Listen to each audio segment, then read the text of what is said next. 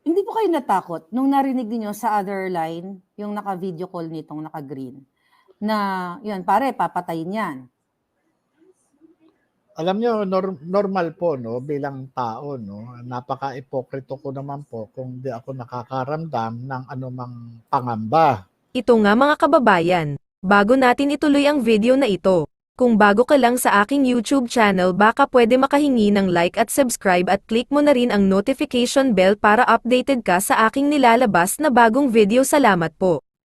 Kung ikaw ay nagsisinungaling, okay? Kung ikaw ay gumagawa-gawa lang, isinulat mo lang yung mga pangalan ni Marcos at ni Maricel Soriano, at sinabi mo dun sa Senado na merong tao na pumunta sa bahay mo na dati mong kasama o kaibigan mo na may tinawagan na isa pang kakilala niya na nagsasabi na ikaw ay inaareglo o binabribe.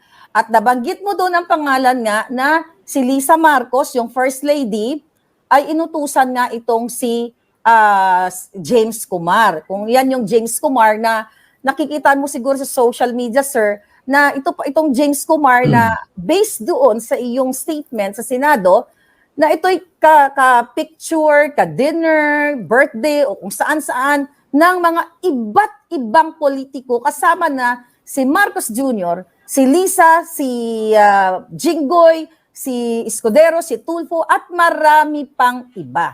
So, ang tanong ko, dahil sa May 13, ay, susunod yung next hearing, sinupina ba kayo ng Senado na ipakita yung ebidensya doon sa May 13?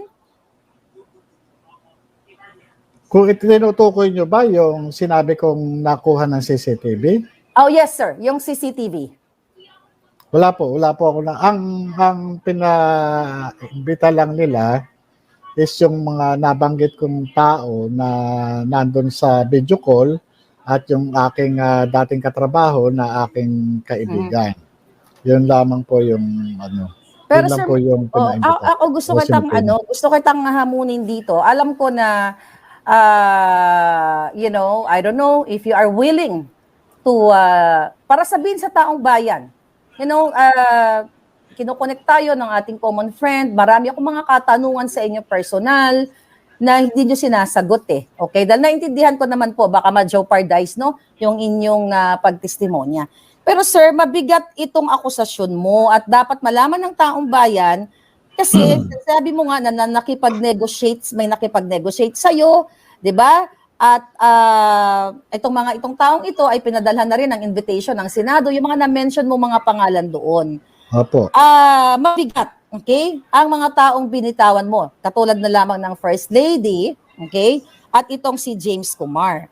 Sir, kailangan mong patunayan sa taong bayan na totoo to yung CCTV. Baka sabihin na naman, AI or gawa-gawa mo lang. At the fact, sir, na sinisira ka mismo at inaatake ka ng ad hominem, dinidiscredit ka ng no less than the President of the Philippines. Pwede ba kitang kulitin, okay? Kung wala namang hindrance or something na legal implication, no? Na sabihin na natin sa taong bayan, kasi ako po kinakabahan, sir. Dahil maraming nakakarating sa akin na baka hindi matuloy yung May 13. O baka may mga, mga forces na pupunta sa'yo at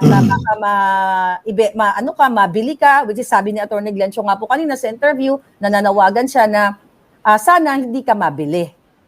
So willing ka ba, to tell the whole world na may ebidensya ka ba talaga para dito sa sinasabi mong CCTV? Alam nyo, hindi po ako magsasalita kung wala akong pinanghahawakan na ebidensya. Noong binanggit ko yung CCTV sa Senado, ay download ko na ito at naghanda ako ng ilang kopya ng video. At sa katunayan, tinakpan ko binlog ko yung yung identity nung kaibigan ko. At tinranscribe ko yung ilang ilang mga dialogue para at least madali siya sana na maintindihan ng makakapanood nito. At ito ipinapaalala ko sa lahat na ito ay kuha sa CCTV at hindi ito wiretap. Kumbaga sa talagang alam naman nung kaibigan ko na may CCTV kami sa bahay, loob at labas ng bahay. Kaya alam niya na anumang galaw o anuman talagang makaka-capture. Ito naman kung handa ko itong ipakita. At kung hinihiling ng taong bayan, hindi ako mag-aatubili na ipakita. Pwede mo ipakita dito, sir? Kasi, baka baka magkaroon ng sa inyo eh. Baka magkaroon sa inyo ng, syempre, I'm worried of your life. Okay? Kasi itong mga information na nakarating sa akin, A1 talaga na marami talagang gustong umareglo sa'yo. So, sir, babasagin ka nila sa May 13. Hindi naman imposible yan eh.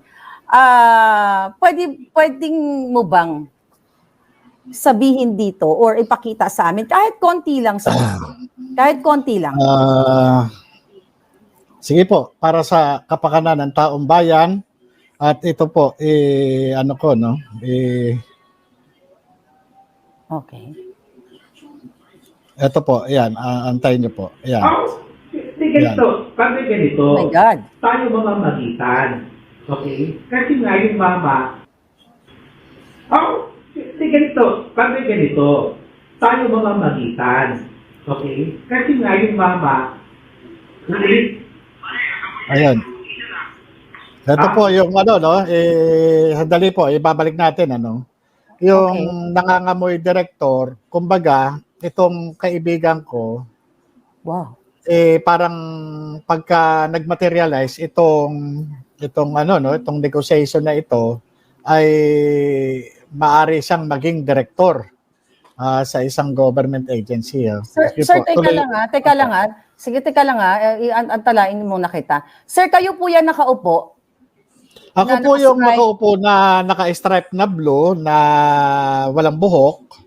Okay. At ito po yung naka-blurred. Ito po yung aking kaibigan na dati kong kasamahan sa trabaho. So, sa PIDEA. ayan. So yan po yung na yan. Yan yung kaibigan mo na naka-blurred na yan. Tapos ikaw. Opo, So, ito dating taga PIDEA. So, tinitignan ko po kasi, sir, yung date. That is May 1. May 1 po. May 1, tapos 10:32 AM. Yan. Okay. 10:32. 10:32. Umaga po yan. Ayan. Pwede nyo po i-play uli? Opo. Ito po. ganito, pag ganito, tayo mamamagitan. Sandali lang po. Ito po yung kausap niya na doon sa video call. Yung taong inutusan para tawagan siya. Para ihatid sa akin yung mensahe. Ito po. Tuloy po natin to. Kasi nga yung mama,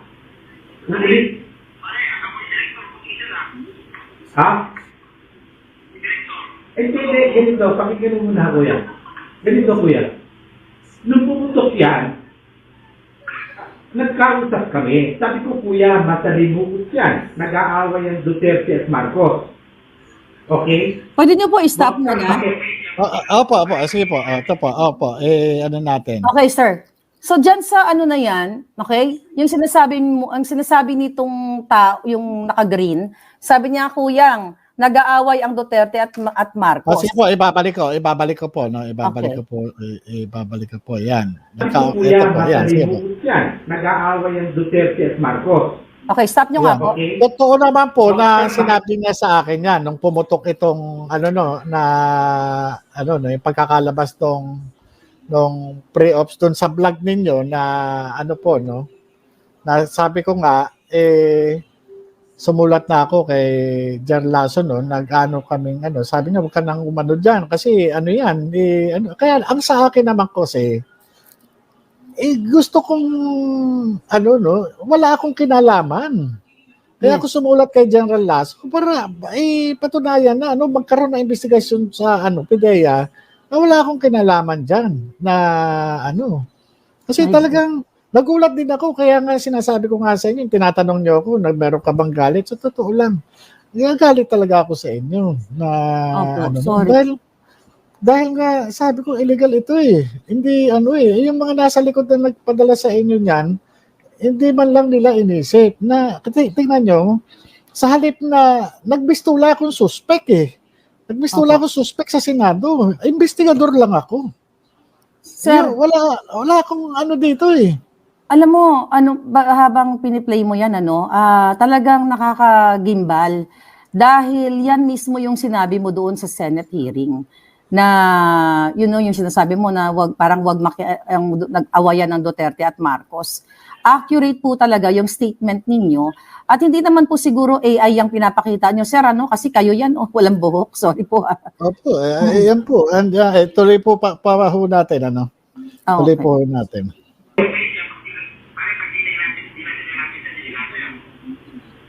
Kaya nga ganito, Padre.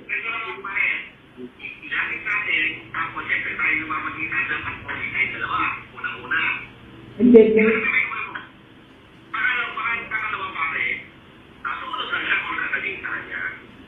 Sir, pwede mo i-stop? Opo. Kasi eto po 'yun kung mapapansin nyo, sa una parang ang dating tinawagan itong kaibigan ko, hindi ko alam kung may previous na pag-uusap na sila parang ang dating parang tutulungan ako na pero nung tumatagal yung pag-usap nila, nandun na yung sinasabi na papatayin ako, ganun eh. Tapos yung mga habang lumalalim na yung pag-uusap, pumapasok na yung pangalang James Kumar, pumapasok na yung Bombay, pumapasok na yung Lam, yung Lisa, pumapasok na tinawagan siya nung gabi, yung nagsasalita doon sa video call, tinawagan siya nung gabi nung James Kumar, at yun nga ang tinawagan din na ang kumausap doon sa kay James Kumar, yung Lam o yung Lisa. Kaya tingnan niyo yung nung una parang nagpapanggap lang na tutulungan ako, pero yung pala later on Parang meron na silang pag-uusap. meron na silang ganun eh. Parang ganun sir, yung, sir, bago mo i-play parang yung video. pre-plan ito eh, parang pre-plan itong na to kasi yung dumating sa bahay na kasi ito yung may interview ako nito kay kay Attorney Roque sa Grabe. yun yung Sir. tuloy po natin kung may tanong pa po ba Sir, kayo? wag mo muna tuloy, sir. Ganito. Ang question ko, sir, muna, grabe, kinakabahan po ako habang nanonood ako, yung nakalagay, sumunod lang siya kung anong sasabihin sa kanya. 'Di ba? Sumunod lang siya. Ikaw to, 'di ba? Opo, ako po yun. Sumunod lang. Kung man, ang instruction lang, parang sumunod ka lang na parang, sabi ko, bakit talagang ganun ka, yung, kumbaga sa may command eh. Parang ito yung gusto nilang gawin sa akin na wag na lang ako kung ano sasabihin na, tumahimik ka, umupo ka, ganyan. Ganun na lang ang mangyayari. Kasi, kaya nga sabi ko nga, ano ba to? Akala ko ba sinasabi nila hindi totoo yung yung dokumento? Akala ko ba sinasabi nila ganito? Akala ko ba sinasabi nila criminal ako? At may ganito. Yes, yun nga po eh. Kung ikaw ay nagsisinungaling, kung ikaw ay nag-umimbento ka lang, bakit may mga forces o may mga taong pumunta sa'yo para, ito na nga yung napapanood namin, sir, na iba-bribe ka. Sir, pwede i-play nyo na po para... Sige po. Sige po. Ayan. Po. Yung kuya, Padre, naiintindihan ko yun. Kaya uulitin ko, Padre, yung mama, hindi niya ginusto ang sitwasyon niya. Hindi niya ginusto, Padre. Never.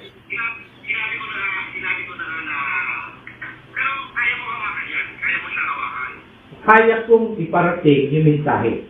Pero yung sariling desisyon. Kaya nga. Ibig sabihin, Padre, may hindi. Sir, ayan. Ayan, sir. Ano yan? Opo. Okay. Pwede niyo po Yung binanggit po. Pwede niyo Ito po po, ibalik. balik natin, yung binanggit na sila na, Okay. kasi nga, ang lumalabas dito, may previous conversation na sila. May previous conversation na sila na yung kasi kaya nga sinasabi na wag kang magbabanggit ng pangalan, kaya nga sabi nga nitong si Kuyang, marunong naman siyang humawak ng information. Kaya sabi niya, alam mo naman si Lam, alam mo naman. Ibig sabihin, alam mo naman si Lam, ibig sabihin hindi basta-basta, no? Kumbaga sa pagka nagkamali ka, may pagkakalagyan ka. Wow. Yun po yun. So, okay. So, tuloy na po natin. Opo.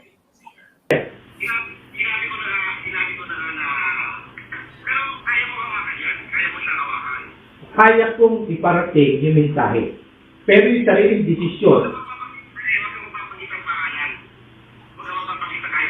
Kaya nga. Ibig sabihin, Patrick,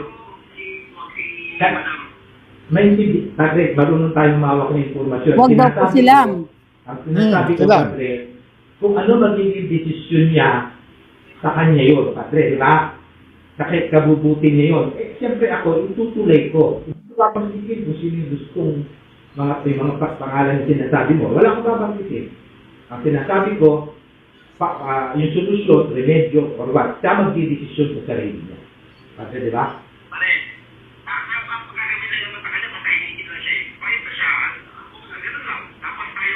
I-play, ano mo nga po yan? I-stop nyo nga po yan. Opo, babalik ko po. Sige po. Sir, ang sabi po dyan yan, ang gagawin daw sa inyo ay papatahimikin kayo. Opo, papatayin daw kayo. Yung po muna, papatahimikin. Yung gusto nila, parang yung negotiation na ito, na ang purpose is patahimikin ako, wag ako magsalita. Kumbaga sa hindi na ako mag-testify o yun naman po yun eh. So yun po yun. So capture, sige, play nyo nga po ulit. Sige po, opo. Pangalan na sinasabi mo, wala akong babanggitin. Ang sinasabi ko, yung solusyon, remedyo, or what, siya magdidesisyon sa sarili niya. Kasi, di ba?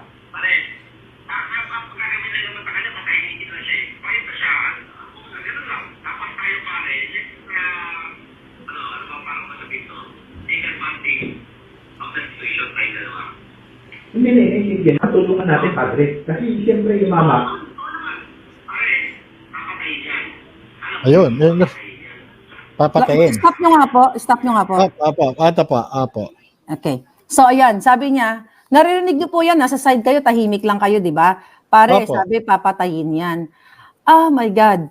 Ano po yung nakakangilabot, Ano po yung naramdaman nyo dyan, sir? Na narinig ninyo dun sa kabilang line na pare, papatayin yan. Alam nyo, ito yung resulta lang ng pagtupad. Actually, nakakaiyak po. Naiiyak, emotional po ako. At ito ay napakatagal na matapos akong matanggal at ito pa yung sukli doon sa aking mga ginawa noong araw na ito yung sinasabi ng mga dati kong kasamahan na hindi totoo raw na ganito, pero ito yung pinuntahan ako para i-negotiate, para tumahimik na lang dahil nga ito may papatayin nga ako pagka hindi ako Kaya nakita ko yung pattern Pinatatahimik ako dito sa negotiation na ito at yung nandiyan naman na nag-aantay ng kasagutan ng response ko na i-deliver nitong si Kuyang, yung naka-green doon sa kausap niya sa At yung hindi nag-materialize, kaya nga ang naging plan B sa aking paniniwala ay yung ginawa sa akin sa Senado na inatake yung aking pagkatao. Talagang tinatad nila ako doon sa para durugin yung aking pagkatao para hindi na ako makapagsalita, para mawala ako sa focus, para kumbaga sa ma-disorient, ma-disorganize yung ang aking thought pattern. Pero nagpapasalamat ako sa Diyos kasi naging consistent and congruent ako doon sa issue na subject ng Senate investigation. Ito yung sa dokumento at doon sa nilalaman ng dokumento. So, kung wala na po kayong tanong, itutuloy ko po para... sir, sandali lang po. Opo. Hindi po kayo natakot nung narinig niyo sa other line, yung naka-video call nitong naka-green, na, yun, pare, papatayin yan. Alam nyo, normal po, no, bilang tao, no, napaka-ipokrito ko naman po kung di ako nakakaramdam ng anumang pangamba. Pero sa kabilang banda, dahil nga nagtrabaho lang po ako wala po akong maisip na kasalanan ko doon sa sa Pangulo ng Pilipinas na si Opo. Bongbong Marcos. Kasi trabaho lang po Kung ano man yung aking nalaman sa pamamagitan ng confidential informant, doon lang po At wala naman akong sinabi na siya na siya ganito o ganyan. Doon lang po, doon sa sinasabi lang, doon sa naka-record na naitip ako noon. Doon lamang po Wala nang iba. Hindi Grabe, naman po sir. ako lumalabas doon So, grabe. So, dito mo talaga makikita yung pagiging mafia, sabi ng mga naka-comment. Pwede niyo po ituloy, sir? Opo, sige po. Yan po.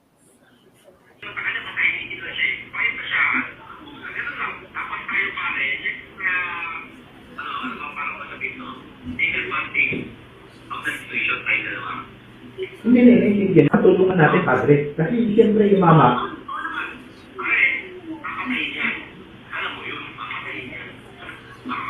Grabe. Alam mo naman ako yung sakit sa puso mamatay yan. Alam mo naman yun. Maraming mga matay na tao na yun. Sir, pwede niyo po itigil? Opo. Yan.